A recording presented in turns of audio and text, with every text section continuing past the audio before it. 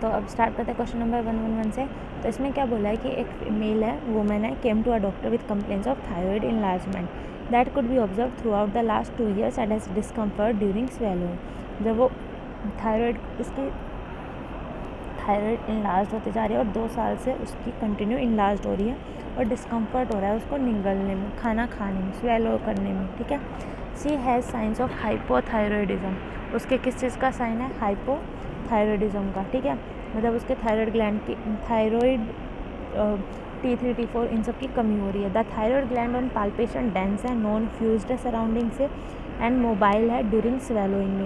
Regional lymph nodes जो हैं वो इनलार्ज नहीं है। Laboratory testing detects anti thyroid antibodies. तो यहाँ पे देखो, जब एंटी थायराइड एंटीबॉडीज़ किस कंडीशन में मिलती है? ऑटोइम्यून थायराइडाइटिस, मतलब हाशिमोटो थायराइडाइटिस में एंटी थायराइड एंटीबॉडीज़ डिटेक्ट होती हैं।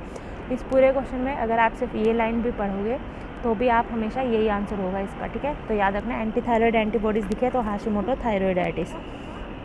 अगला क्वेश्चन था, इसमें क्या बोला है कि 25 साल की वुमेन है, पेन हो रहा है उसके राइट इलियाक रीजन में, 10 से 12 दिन से है और मेंस्ट्रुएशन 7 से 8 हफ्ते का डिले हो चुका है, मतलब एक महीने से ज़्यादा का डिले हो चुका है। तो मे बी जब उसके इलियाक रीजन में पेन हो रहा है, मे बी ये केस हो एक्टोपिक प्रेगनेंसी का, ठीक है। अब आगे पढ़ो।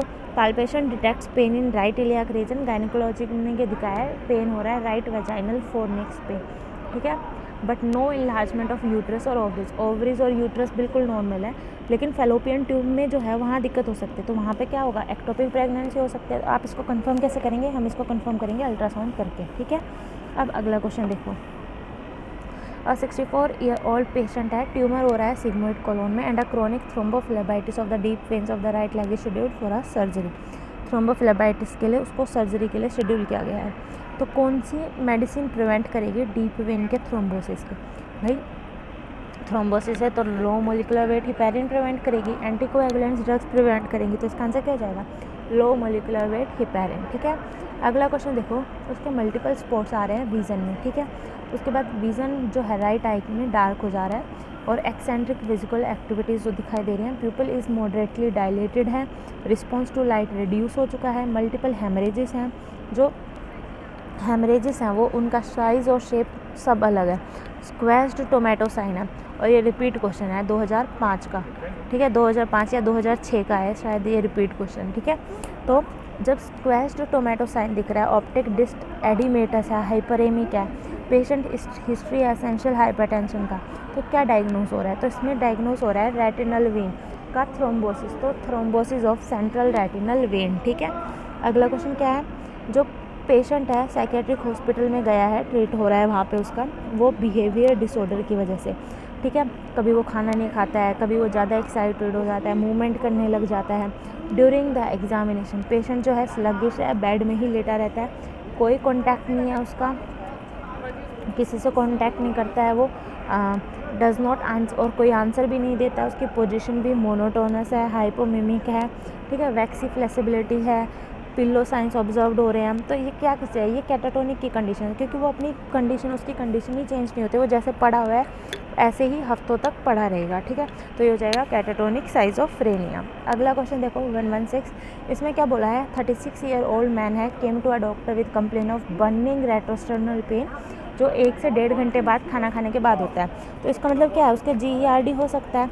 ईसोफेगोडेंड्रोस्कोपी में 2 लीजन फोकाई के दिखाई दिया है लोअर थर्ड ऑफ ईसोफेगस में, ठीक है। मतलब इसके GERD है और GERD के ट्रीटमेंट में प्रोटॉन पंप इनहिबिटर देते हैं हम, ठीक है।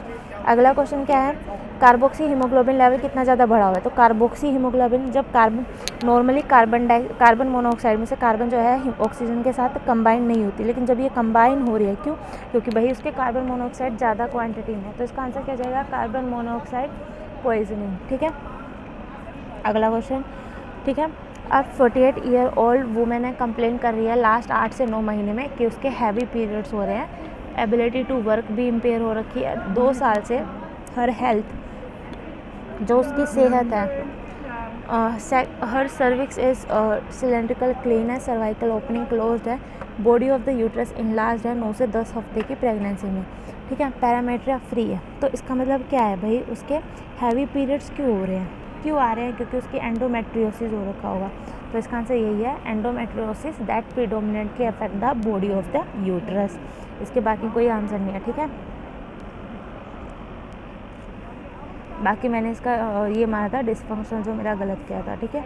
अब अगला क्वेश्चन देख लो, इसमें क्या बोला है, मैन ने रिपेयर किया है फैंस में injured his right elbow with a wire, 3 days later ही develop oedema, hyperaemia, reduce range of movements in the joint, intense pain हो रहा है, स्किन ओवर एडिमेटस है, हाइपरेमिक है, palpation right elbow, sharp pain हो रहा है, फ्लक्चुएशन हो रहा है, ठीक है।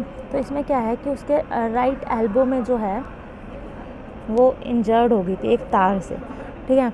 उसके बाद जो है वहाँ पे एडिमा डेवलप हो गया, खुजली होने लग गई, वहाँ पे ब्लड सप्लाई ज़्यादा बढ़ गया, मूवमेंट्स जो है जॉइंट्स की कम होने लगी क्योंकि भाई पेन होता था। तो इसका मतलब उसके जो बर्साइटिस हो गया है, उसके क्या हो गया, उसको बर्साइटिस, ठीक है।